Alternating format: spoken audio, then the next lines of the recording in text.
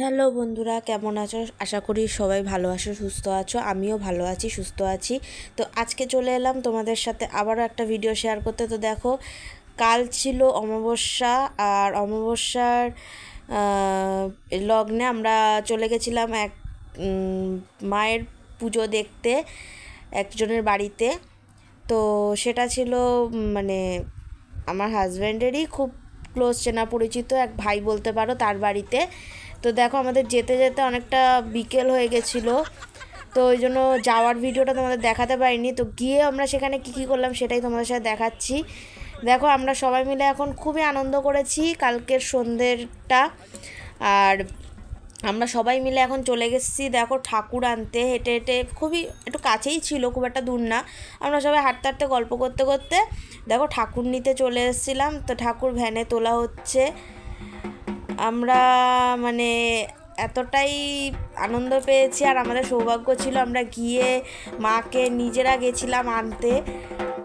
সেটাই তোমাদের সাথে শেয়ার করলাম। তো চলো দেখো, পুরো ভিডিওটা দেখতে থাকো তোমরা।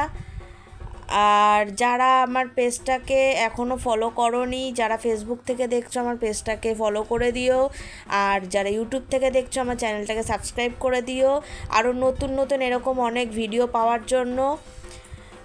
তো দেখো, আমরা এখন মাকে নিয়ে বাড়ির পথে রওনা দিচ্ছি, মানে যাদের বাড়ি পুজো আর কি হয়েছে।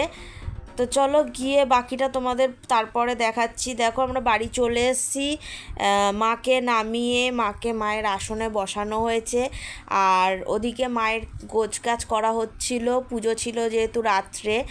আমরা বসে বসে সেই ফাঁকে একটু ফটো তুলছিলাম, সবাই মিলে খুবই আনন্দ করেছি। একটু মায়ের সাথে দেখো আমরা দাঁড়িয়ে ফটো তুলে নিয়েছি।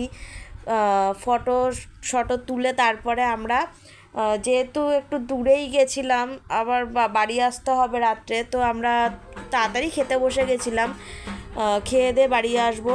তো দেখো, মেনুতে করেছিল ফ্রায়েড রাইস, আলুর দম আর পায়েস, খুবই হালকা করেছিল, আর রান্না খুবই লাইট হয়েছিল, রান্নাও খুব সুন্দর হয়েছিল।